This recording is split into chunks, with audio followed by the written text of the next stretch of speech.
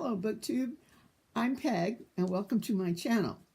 Well, this is an exciting week for we readers who love to follow book prizes. There are actually 4 going to be awarded in the next week, and 2 of them tomorrow. Tomorrow we have the National Book Award here in the U.S., which I've talked before on this channel, but the one I'm most excited about is the Goldsmiths Prize, and takes place in England, and it's for experimental fiction, which I really kind of like. I know a lot of people don't like experimental fiction, but I'm here to convince you it's good, especially when I talk about these books. Okay, incidentally, since we have experimental fiction, I have an experimental necklace to show you. Now, don't worry, Sean, it's not as heavy as it looks. It's not breaking my neck. These little colored things are actually made out of cut up flip-flops, as we call it here in the U.S., the rubber shoes with a thong on them. And so it's light as a feather and actually quite experimental, I'd say. Okay, let's get into the books. The first one is called Happy, and by Nicola Barker. Now, she has had several other books that have been on actually the Booker list. She had one called The Yips, and one called The Cauliflower, and another one by Cat. She's been on the Booker list 3 times. But this was the most experimental one, and probably the most experimental of all the books on it. Now, you'll notice the A in parentheses. Well, that's indicative of a lot of things that are done with the printing. This takes place in a future utopian world where everybody's supposed to always be happy and not exhibit unhappy emotions at all. In fact, their brains are hooked up to a sensor so that if they say or even think anything that's not happy or shows too much emotion, it's printed in, those words are printed in different colors depending on how bad it is. Now, it's really hard to see those in here. Anyway, but it starts out just with words, different words being pink, red, or purple, depending on how bad the emotion is that it's showing. And as it goes on, this one woman, the narrator, has a real problem controlling her emotions, as most of us would. And as it goes on, the pictures get more and more crazy as the censor kind of goes crazy with her, showing her different emotions. And the artwork is really fantastic in here. And I certainly enjoyed it, and it helped once I figured out, what the colored words were for. Okay, next we have Playing Possum, which is experimental more in the way it uses time and mixes different time periods together. It's the story of the famous poet, T.S. Eliot, who, in this story anyway, may or may not have murdered his wife, and actually she does die, and he takes off on the run to this certain hotel there in England.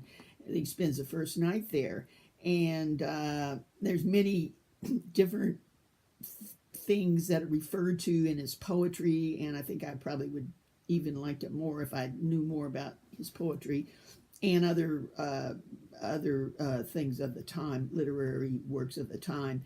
So this would be especially good that somebody who knew a lot about T.S. Eliot would really, I think, enjoy it. But anyway, the trick comes, he does this in 1922, and the experimental part is when a detective 90 years later decides to investigate and goes to the hotel and does an investigation. And this definitely takes a rereading to get the most out of it. But one thing that helped a lot, I've linked below a video that the author made, Kevin Davey made, and he calls a trailer to the book, where he tells kind of what he was trying to do and some parts of the story, and actually shows the hotel, in the old hotel in England where he the T.S.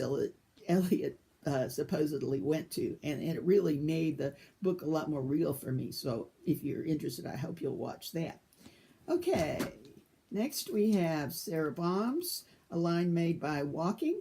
This is probably the least experimental of the group. In fact, it was up for other awards. I believe it was maybe mentioned in the Bailey's Women's Prize earlier this year. It was up for something. It deals with a young woman artist who's having some emotional problems and goes to live in her dead grandmother's house out in the country, which has been empty for 3 years. So that's kind of spooky in itself. Anyway, and it shows her emotional state as she goes through, and the psychological effect of the wildlife and the wilderness on her. And evidently she is a photographer, and she takes to photographing dead animals. That's kind of her art. And supposedly some of these photographs were shown in the English edition of this, but the American edition, which actually this is from the library, but it doesn't show any of the dead animal pictures, which I think would have been quite interesting and lend a little bit of understanding to her mind frame. Anyway, so next we have probably the most controversial of the novels, called First Love. This also was listed, it may have been on the Man Booker long list, not short list, this year, and got quite a bit of talk. Nobody much liked it, but I've researched a little bit, and there's been several different views of what really happens in this book. First of all, it's a story of a disastrously dysfunctional marriage told from the wife's point of view. In fact, she not only tells about the horrible verbal abuse that she suffers from her angry husband, but sounds like she had the same thing in her family of origin, her parents, and another love relationship she was in. It just sounds terrible. And most people's first reaction is, well, why doesn't she just leave him? And I have to admit, I kind of thought that too. But on further thinking about it and rereading, I've looked at some other people's reactions. Simon Savage had a blurb on it on one of his videos, and he thinks it's a case of an unreliable narrator. He's not so sure that all this happened and that it was all this bad. So that was an interesting viewpoint.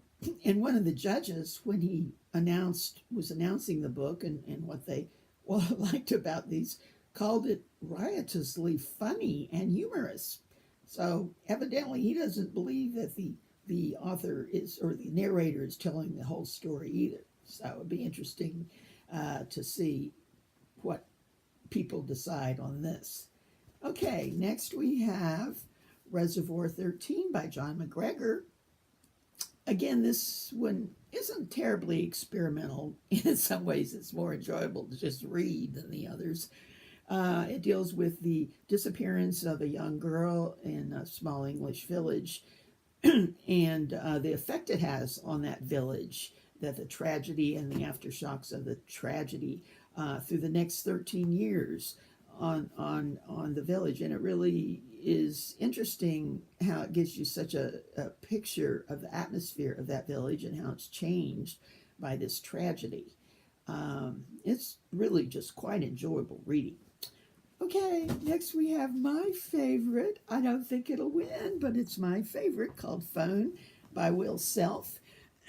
I've talked about this before because it's part of a trilogy I did on my series video, and this is last in the trilogy. But you don't really have to have read the others, which I hadn't, though I have them on order now because I like this so much I want to order them now.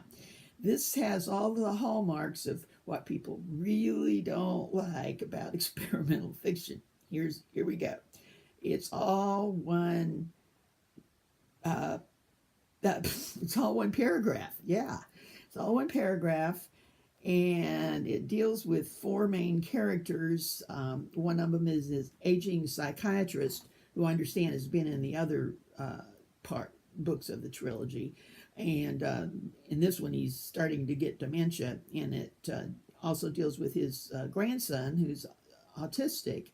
Now, on another kind of storyline, we have a spy for the English spy for the agent for the M15 who has a homosexual relationship in secret with an army tank commander.